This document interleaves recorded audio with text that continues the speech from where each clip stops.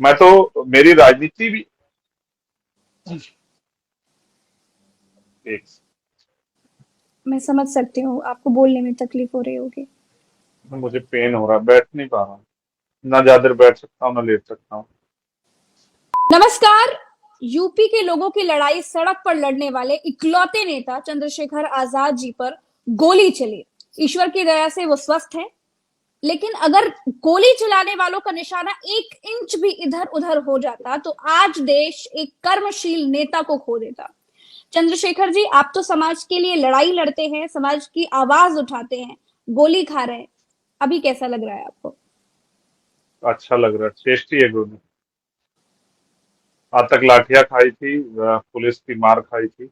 अब एक गोली भी खाने का मौका मिला है। एहसास हो रहा है कि किस तरह से क्रांतिकारियों ने गुलाम भारत में आजादी की लड़ाई लड़ी होगी। किन मुसीबतों का सामना करना पड़ा होगा, एहसास हो रहा है आज। जो चीजें देखने सुनने में बहुत डरावनी लगती है, उसको झेलने के बाद किस तरह के अनुभव होते हैं, उसी में हूँ। कैसे चंद्रशेखर जी, क्रांतिकारी जेल आपने तो काटते हैं। किसी की जमीन भी नहीं कब्जाई, आप तो कोई माफिया भी नहीं है, तो फिर वो कौन लोग हैं जो आपको रास्ते से हटाना चाहते जिन लोगों के सियासी एजेंडे कामयाब मेरी वजह से नहीं हो पा रहे हैं, जो लोग नफरत फैलाना चाहते हैं, जो लोग हिंदू मुसलमान और इस तरह बंटवारा करके राजनीति करना चाहते हैं, जब वो इस तरह के एजेंडे लेके आते हैं और भविष्य में लाने वाले हैं, उनके बीच में चंद्रशेखर खड़ा होता है तो ये उनको तकलीफ देता है। और सबसे बड़ी बात दीदी जो मुझे समझ आती है, पहले गांव देहात में गरीबियों की बच्चियों के साथ खेला जाता था, उनकी इज्जत से कोई कार्रवाई नहीं होती थी, गांव देहात में पंचायत होकर निपट जाता था। जातिगत अपमान होता था, लोगों के घर जलाए जाते थे, सामाजिक बहिष्कार किए जाते थे, घोड़ी चढ़ने पे, मूछें रखने पे, मटकी छूने पे हत्या होती थी। आज जब कुछ ऐसा अन्याय होता है तो वहां कार्रवाइयां होती है, तो सामंतियों को कहाँ पसंद आएगा चंद्रशेखर। तो उनकी आंख का कांटा बन गया है, वो चाहते हैं किस तरह से कांटा जो है निकल जाए। उसके लिए प्रयास हुआ, लेकिन कुदरत ने अभी मेरी जिंदगी और लिखी है, अभी मुझसे और काम लेना है उनको, जिन्होंने पैदा किया, जिन्होंने जीवन दिया। तो इसलिए आपके बीच में, आप बहनों के प्यार की वजह से सुरक्षित हूँ। हाँ, जख्म है, धीरे धीरे भर जाएगा। लेकिन उससे बड़ा बड़ा जख्म लगा जो उत्तर प्रदेश की कानून व्यवस्था ने दिया, जहाँ सरेआम गोलियों से बातें हो रही। और अगर मेरे साथ ही है तो आम आदमी का के साथ क्या हो रहा है उत्तर प्रदेश में, ये सबसे बड़ा ताजा उदाहरण है उत्तर प्रदेश की कानून व्यवस्था। हैं? चंद्रशेखर जी, एक बार मैं जानना चाह रही हूँ कि आप अपने समर्थक के घर जा रहे थे, आपकी गाड़ी जा रही थी और बगल में कोई गाड़ी, वो पूरा घटनाक्रम क्या था, आप एक बार अगर बता सकें तो। हाँ बिल्कुल बिल्कुल बताता हूँ। मैं दिल्ली से आया था घर छुटमलपुर आने के लिए। देवबंद एक जगह पड़ती है, बड़ी फेमस जगह है देवबंद। हम्म। मेरे साथी हैं अजय, उनकी मम्मी की डेथ हुई थी एक दिन पहले। मेरे काफी प्यारे करीबी साथी हैं, वकील हैं, हमारे यूनिट में काम करते हैं। मैं उनके घर चला गया था उनके दुख को बांटने के लिए। जैसे मैं उनके घर से वापस आते हुए मेन सड़क पे आया, मुश्किल से 50 मीटर चलाऊंगा, जिलाधिकारी कार्यालय है, जिलाधिकारी कार्यालय, उससे 50 मीटर आगे चलाऊंगा, वहीं एक गाड़ी मुझे ओवरटेक करती, मेरी बराबर से निकलने के ओवरटेक के तरीके से निकलती। और मेरे हाथ में फोन था, क्योंकि अगर आपको याद हो, मैं भी एक किसानों की लड़ाई लड़ने गया था नोएडा अथॉरिटी पे, जहाँ मैंने कहा कि हम ताला लगाएंगे, और फिर 33 किसान जो 20 दिन से करीब बंद थे, उनको छोड़ना पड़ा पुलिस को। मैं उनका फोन, उनमें से किसी किसान का फोन आ रहा था, मैं उस फोन को देख रहा था। अचानक से एक गोली पिछले शीशे को टकराई और उसको चूर करते हुए मुझे यहाँ के लगी। मुझे लगा कि किसने पटाखा छुटाया और पीछे का शीशा खुला रह गया, जैसे अक्सर खुले शीशा छूट जाता है, तो मैंने कोई उस तरह का, क्योंकि आवाज आई और फिर इस तरह से आके लगना। फिर सेकंड एक गोली, और फिर एक तेज धमाका, और गोली एक मुझे आंखों पीठ को मेरी चीरती हुई गाड़ी में धसकी पीछे गद्दी में। मुश्किल से 10-11 सेकंड में 4 गोली मेरी गाड़ी पे चली। मैं दूसरी गोली के बाद जब वो मुझे लगी, मैंने अपने साथियों से कहा कि हम गिर गए, गोली चल रही है, अपने आप को संभालो। वो गाड़ी जिससे गोली चल रही थी वो मुझसे 5-7-10 मीटर आगे जाके रुक जाती है। जैसे उन्होंने बहुत कोई जंग जीत ली हो, वो हवा में 2 गोली फायर करते हैं जश्न मनाने के लिए, फिर एक गोली सामने से मेरी गाड़ी पे फिर से फायर करते हैं। हम्म। मनीष गाड़ी चलाते, मैं मनीष से मैंने कहा कि तुम राइट टर्न ले लो, फटाफट यू टर्न ले लो। मैंने यू टर्न लिया और मुझे खून बह रहा था। मैंने वहाँ के एसएसपी को बताया कि मेरी गाड़ी पे गोली चली है, मुझे गोली लगी है, मैं कासिमपुरा जा रहा हूँ, अब अपनी फोर्स को वहाँ भेज दो। अच्छा नहीं हुआ है, आप देखो ये गाड़ी का नंबर है, मैं 5 मिनट में आपको गाड़ी का नंबर दे दूँ, क्योंकि मेरे पीछे जो साथी चल रहे थे हमारी टीम की, उनके पास उन्होंने गाड़ी का नंबर जो है नोट कर लिया है।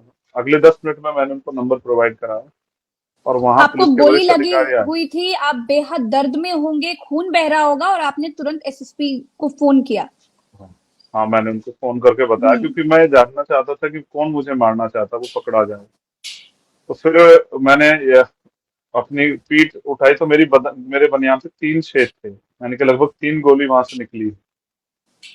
और मेरी पीठ से खून बह रहा था। कुछ बुलेट्स हमारी गाड़ी में पड़ी हुई थी, मैंने वहां के अधिकारियों को जब वायद दे दी कि ये बुलेट्स हैं, आप देख लो। अच्छा ये है कि ये जब वो हुई, उसकी एक वीडियो भी बाद में मुझे मिली, जिसमें वो 4 गोली 10-12 सेकंड के अंदर में दिख रही है चलती हुई, और एक स्विफ्ट डिजायर से वो गोलियां चल रही हैं। लेकिन सबसे बड़ा जो है इस बात को, और गंभीरता मुझे इस बात की तब महसूस हुई जब मैं हल्के से होश में आया। तब तो गर्म घाव थे, मैं खुद डॉक्टर के यहाँ गया, लेकिन जैसे डॉक्टर के यहाँ गया तो फिर मैं उस तरह से अपने आप को संभाल नहीं पाया। तकलीफ में था, पेन हो रहा था, जख्म थोड़ा सा दर्द बढ़ता गया। लेकिन जब मुझे एक सीनियर अधिकारी ने फोन करके बताया कि उन्होंने जानबूझ के गाड़ी जो है वो एक गांव में छोड़ी, जिसका नाम है मिरकपुर, जो गुर्जर हम्म। समाज का बड़ा गांव है। जी। और अगर आपको कुछ हो जाता चंद्रशेखर, तो गुजरों और दलितों में एक बहुत बड़ा झगड़ा यहाँ खड़ा हो जाता, जिसको शायद हम रोक नहीं पाते, और इसका परिणाम बड़े बुरे होते। तो ऐसे में क्या करें, हमारी समझ नहीं आ रहा। मैंने तुरंत एएनआई के लोगों को बुलाया और अपील की कि भाई, मैं अपने साथियों से शांति की अपील करूंगा कि वो शांति बनाए रखें, कल ईद का हम्म। त्योहार भी है। जी। चंद्रशेखर तो अभी जिंदा है, लेकिन किसी को और समस्या ना आए और कोई माहौल खराब ना हो, कोई जातिगत हिंसा ना हो जाए, इसलिए जो अपराधी है वो पूरी जाति नहीं होगी, कुछ लोग होंगे जिसने भी किया, एक जाति के हैं या एक धर्म के हैं, या अलग अलग धर्मों के हैं, चंद्रशेखर जब जी, खुलेगी सब पता आपको लग किसी जाएगा। पर संदेह है कि आपके रास्ते से हटने से किसके राजनीतिक कांटे हट जाएंगे? आप किसकी राह में रोड़ा बन रहे हैं?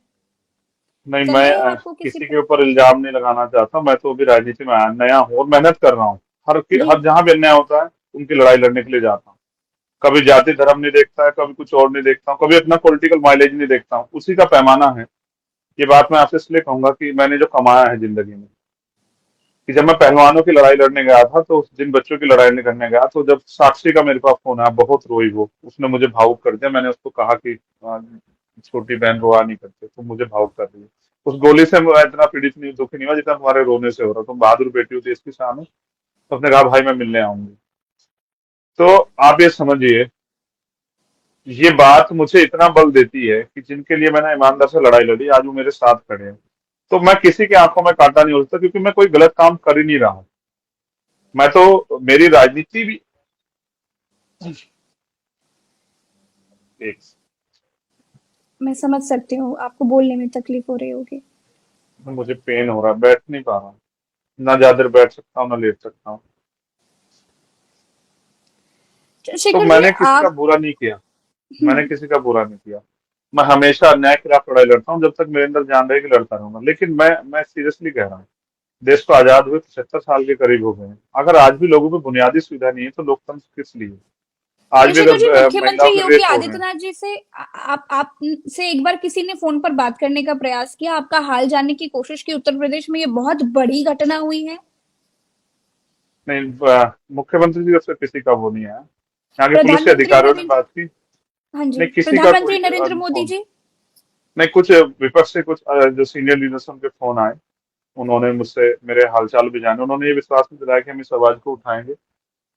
आपके खिलाफ जो अन्याय हुआ है, हम नहीं चाहते वो अन्याय जो है, वो बुरा लग रहा है, क्योंकि आज आपके साथ है, कल किसी और के साथ भी। राहुल भैया का फोन आया हम्म। और वो अच्छा काम कर रहे हैं, तो मुझे बड़ी, मतलब मुझे बल मिला। अखिलेश जी का फोन आया, जयंत चौधरी जी का फोन आया, नीतीश जी के यहाँ से फोन आया, मुझे बल मिला। अभी चंद्रजीत सिंह चन्नी जी का फोन आया, मुझे बल मिला कि भाई चलो, वो लोग भी अन्याय के खिलाफ लड़ना चाहते हैं। जिन्होंने भी, मैं उनका भी धन्यवाद करता हूँ जिन्होंने इस अन्याय के खिलाफ आवाज उठाई। और मैं इसमें, मुझे अपना दीदी, मुझे अपना कोई वो नहीं डर। मैं तो जिंदा हूँ उन माओ के आशीर्वाद से, संतों गुरुओं के आशीर्वाद, जिनको मुझसे उम्मीद है। लेकिन आप किसी को पैदा नहीं कर सकते, किसी की जान भी ले सकते, लेकिन अगर किसी और के साथ भी अन्याय हो रहा है, किसी की जान नहीं जा रही, तो ये अच्छा नहीं। चंद्रशेखर जी, मेरी राजनीति भी प्रधानमंत्री इतनी है। नरेंद्र मोदी जी इतने दयालु हैं कि एक खिलाड़ी की उंगली में चोट लग गई थी तो फटाक से ट्वीट कर दिया था। उत्तर प्रदेश में कर्मशील नेता के साथ इस तरह का हमला किया गया, जानलेवा हमला किया गया। ये तो ईश्वर की दया है कि आज आप हमारे बीच हैं। और कहते हैं जाकेरा को साइयां मार सके ना कोई, आपके साथ बहुत लोगों की दुआ है, आप लोगों के लिए आवाज उठाते हैं, समाज में लड़ाई लड़ रहे हैं लोगों के हक के लिए। प्रधानमंत्री जी का एक ट्वीट नहीं आया क्या? एक फोन तक नहीं आया कि सरकार जानना चाहती है कि आप स्वस्थ हैं कि नहीं स्वस्थ हैं? मैं एक बहुजन बेटा हूँ, मेरी इतनी हैसियत नहीं कि प्रधानमंत्री जी मेरे लिए ट्वीट करें। प्रधानमंत्री की दयालुता जो है वो राजनीतिक दयालुता होती है। वो एक एमएलए को भी एमएलए का चुनाव ना लड़ो इसके लिए भी वो फोन करते हैं हिमाचल के चुनाव में एक व्यक्ति को। लेकिन मैं आपको फिर बताऊं, मुझे छोड़िए, मैंने तो उन पहलवानों के प्रति भी प्रधानमंत्री की दयालुता नहीं देखी जिन्होंने देश का गौरव बढ़ाया था। इनकी पीठ थपथपा जिन बेटियों की, विनेश हो, साक्षी हो, बजरंग हो, उनके लिए भी एक शब्द नहीं बोल पाए। किसानों के लिए जो 700 किसानों की शहादत पे जो एक शब्द नहीं बोल पाए, मैं उनसे ज्यादा उम्मीद नहीं करता। लेकिन मुझे खेद इस बात का है कि लोकतंत्र में इसकी कोई जगह नहीं है। लोकतंत्र में गोली की, हिंसा की, हत्या की कोई जगह नहीं। इसके विरुद्ध ही लोकतंत्र है कि अपनी बात को कहने के लिए पटल है, आंदोलन करने के लिए रोड है, प्रोटेस्ट के स्थल है। अपनी बात को कहो, सरकार पे दबाव बनाओ, अपनी मांगों को पूरी कराओ। अगर सरकार गलत कर रही है तो उसके खिलाफ आवाज उठाओ, यही तो लोकतंत्र है। तो यहाँ आलोचना विरोध को जगह है। लेकिन आज क्या है, ये तो अंग्रेजों जैसा समय आ गया। जिसको बात से आप सहमत नहीं, या जो जिसको लग रहा है कि इसकी बात से आपकी राजनीतिक प्रभाव पड़ा तो उसकी हत्या कर दोगे। देखो, मैं एक बात स्पष्ट करता हूँ, मेरी राजनीति भी है और आजीवन में रहेगी। आप मुझे आज सुन रही, रिकॉर्डेड है। मैं चाहता हूँ इस देश में महिलाओं के साथ जो यौन हिंसा हो रही है, जो शारीरिक शोषण उनका हो रहा है, ये बंद होना चाहिए। किसी को कोई इतना अधिकार नहीं होना चाहिए। दूसरा, अन्याय अत्याचार किसी कमजोर पे नहीं होना चाहिए। भय का माहौल किसी में ना हो। और सरकार का काम है लोगों को सुविधा देना।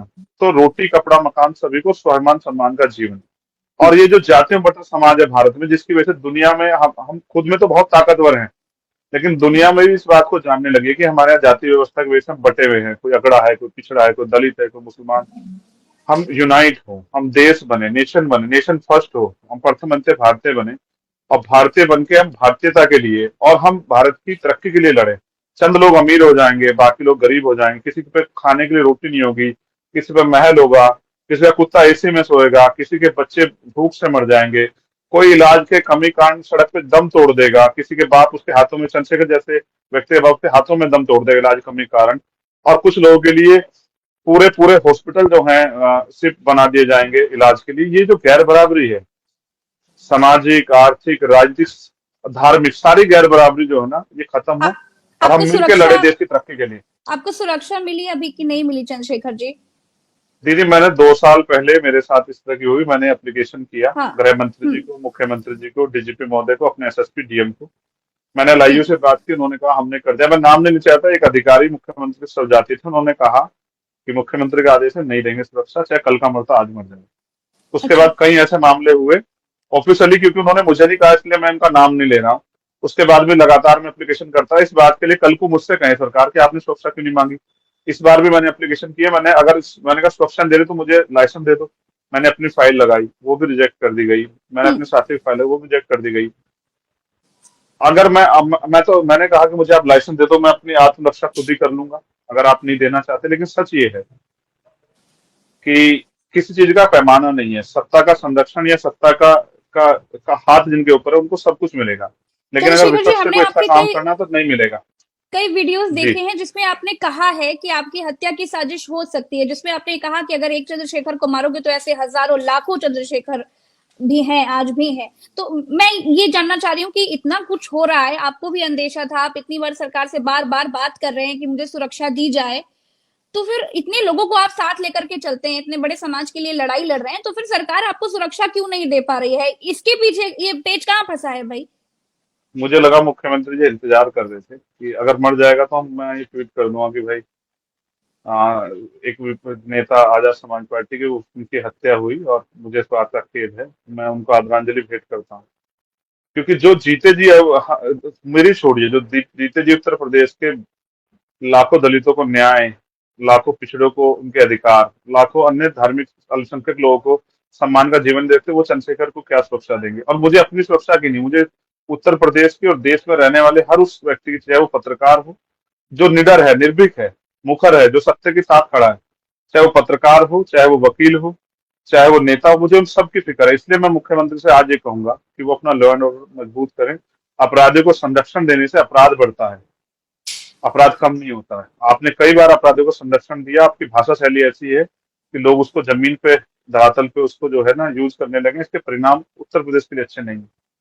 मैं जी हमेशा सत्य के साथ खड़ा था और मैंने अपील की कि लोग शांति बनाए रखें। मेरे पास जी लाखों लोग हैं जो मेरे साथ काम करते हैं। जी। मुझे हर एक व्यक्ति के जीवन से प्यार है, मानव मूल्यों की इज्जत करता हूँ। मैंने अपील की और अभी भी 3 तारीख की हमारे लोगों ने पंचायत रखी, लाखों लोग आने वाले। मैं उनसे फिर अपील कर रहा हूँ, मैं अपने लीडर्स को भी समझा रहा हूँ कि मैं जिंदा हूं ना, तो अब मत करो, आपको अब अभी तक मान जाओ। लाइसेंस भी नहीं मिला है कि आप अपनी खुद की सुरक्षा कर सके, आप अपने पास कुछ रख सके, कोई नहीं नहीं हथियार? नहीं मिला, नहीं मिला, हम्म। नहीं मिला। चंद्रशेखर जी, तो अगर इसलिए आगे कभी मैं ये आपके नहीं साथ चाहता ऐसी था हम्म। कल कोई ऐसे इंसिडेंट हो जाए सरकार के कि आपने, आप भाई अगर आपको ऐसा थ्रेट था तो आपने क्यों नहीं। इसलिए मैंने एप्लीकेशन की। मैं जानता हूँ सरकार नहीं देगी मुझे, क्योंकि देश में वंचित वर्ग के नेताओं कोई औकात नहीं है, ठीक है, लेकिन मैं जानता था वो नहीं देंगे, इसलिए मैंने अपील एप्लीकेशन की। कल ये मुझसे ना कहें कि आपने एप्लीकेशन नहीं की, तो इसलिए मैंने एप्लीकेशन की कि भाई दो सुरक्षा, कभी कल आप मुझसे कहो कि भाई आपने एप्लीकेशन क्यों नहीं की। और मैंने आज भी बता रहा हूँ, अभी भी कुछ नहीं, लेकिन फिर भी मैं डरूंगा नहीं। मैं डरूंगा नहीं, मैं मुखर होकर लड़ूंगा, अन्याय के खिलाफ लड़ता रहूंगा, सत्य की आवाज को उठाऊंगा। जब भी अन्याय होगा ऐसे जाऊंगा जैसे पहलवानों के साथ खड़ा था, जैसे 49 शिक्षक भर्ती में खड़ा था, ऐसे जाके खड़ा हूंगा। आप कल तो फिर कह रहे जाऊंगा हैं भरतपुर रैली चंद्रशेखर में। जी, आप लगातार लड़ते रहेंगे, समाज की आवाज उठाते रहेंगे। ईश्वर न करे कभी आगे अगर, ईश्वर न करे ऐसी कोई घटना अगर होती है, तो आप जिम्मेदार किसको मानते हैं? नहीं, मैं समझता हूँ कीमत तो चुकानी पड़ेगी। अगर स्वाभिमान, सम्मान का और हक अधिकारों का जीवन चाहिए, संवैधानिक मूल्यों को लागू कराना है, तो किसी ना किसी कीमत चुकानी पड़ेगी। मुझे याद है शहीद आजम भगत सिंह का वो कथन, जो उन्होंने कहा कि अगर मेरे मरने से क्रांति आती तो भगत सिंह जो है फांसी चढ़ने को तैयार है। और वो इसलिए फांसी चढ़े कि लोगों में क्रांति आए। मैं भगत सिंह नहीं हूँ, वो तो शहीद आजम थे, लेकिन मैं कोशिश कर रहा हूँ कि लोग जागे। कितने चंद्रशेखर को मारोगे, 2010 में? चंद्रशेखर जी, हमारा कभी तो देश तो अंत होगा। लोकतांत्रिक देश है, अभी भी यहाँ पर स्पेस है ना कि आप हक की आवाज उठा सकते हैं। और उत्तर प्रदेश में तो ये कहा जाता है कि भाई यहाँ से तो सारे अपराधी गुंडे सब भाग चुके हैं, आप पर कौन साधु सन्यासी हमला करके चले गए? मुख्यमंत्री जवाब दे सकते हैं, मुझे तो आपकी फिक्र है। आप बड़ी मुखर होकर आवाज उठाती है। ऐसा ना हो कल कोई आपके स्टूडियो में खड़ा होकर आपको गोली, आपके ऊपर गोली चला दे। तो कौन कौन सा अपराधी भागा मुझे नहीं पता। मुझे ये पता है कि आलोचना और विरोध की आवाज को गोली से नहीं दबाया जा सकता। जितनी गोली चलेगी, जितना खून बहेगा, उतना ही लोगों में गुस्सा पैदा होगा, और एक दिन ये गुस्सा इस जालिम सरकार को उखाड़ फेंकेगा, जो अपने आप को तानाशाह समझ बैठे, और ये समझ बैठे कि ये कभी जा नहीं सकती। सत्ता तो आती जाती, लोकतंत्र है ना, ये हम मानते हैं, सरकार नहीं मानती। सरकार तो कहते हैं 50 साल राज करेंगे। तो मैं फिर कह रहा हूँ, मैं जीवन में मैंने घटिया राजनीति ना की है, ना कभी करूंगा।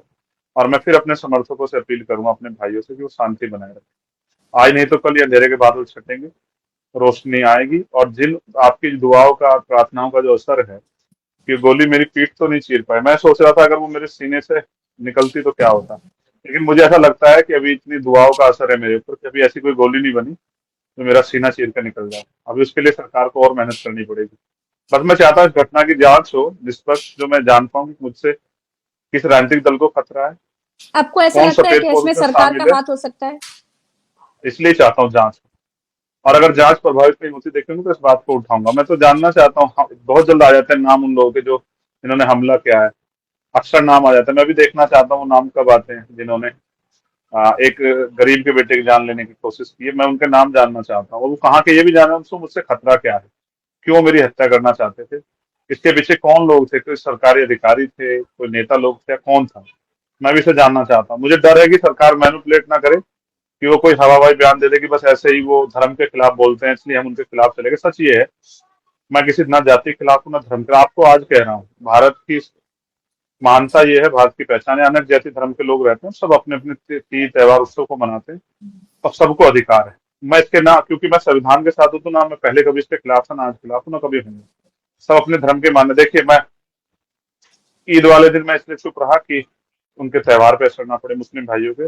और अब कावड़ का त्योहार है, इसलिए चुप रहूंगा कि मैं तो जिंदा हूं, लेकिन मेरी वजह से कोई परेशानी ना करे जाए। वरना 3 तारीख के लिए हमारे लिए लाखों लोग पंचायत में, सबसे ज्यादा कावड़ यात्रा हमारे यहाँ चलती है। मैं नहीं चाहता कोई हिंसा हो और कोई इस तरह का, और मैं नहीं चाहता कोई इसमें बीच में आके कोई फायदा उठा जाए। मैं शांति चाहता हूँ, इसलिए शांति की अपील कर रहा हूँ, लेकिन अन्याय के खिलाफ मेरा संघर्ष जारी रहेगा जब तक देश में गरीबों को मानव मूल्य, बुनियादी अधिकार, सुविधाएं और स्वाभिमान सम्मान का जीवन नहीं मिलता, जब तक हमारे महापुरुष सपना पूरा नहीं होता, बाबा साहब अम्बेडकर मानने व काशीराम के जो संघर्ष का कर्ज का अदा नहीं करता, तब तक मैं इस लड़ाई को लड़ता नहीं। चंद्रशेखर जी, अभी आप हॉस्पिटल में हैं कि आप घर आ गए हैं? मैं घर हूँ, देखो ये भी मैं बात किसी को बताने चाहता, मुझसे अपील की गई जी। कि आप घर चले जाओ, क्योंकि आपकी वजह से पूरा हॉस्पिटल डिस्टर्ब हो रहा है, क्योंकि लोग बहुत बहुसंख्यक के पेशेंट डिस्टर्ब हो रहे हैं। मेरा दिल देखो कि मैंने उनसे कहा ठीक है, मैंने उनसे कहा मेरी छुट्टी कर दो, मैं घर चला जाऊंगा, क्योंकि मैं नहीं चाहता कि मेरी वजह से कोई कोई पेशेंट डिस्टर्ब हो। मैं हमेशा से अपने बारे में मैंने कभी सोचा नहीं, आज भी नहीं सोच रहा हूँ, बस ये चाहता हूँ कि और किसी माँ के बेटे के साथ ऐसा ना हो, क्योंकि कोई किसी माँ का कोख सुनी होगी उसको तकलीफ होगी, किसी का पति जाएगा, किसी का भाई जाएगा, किसी का पिता जाएगा, उसको तकलीफ होगी।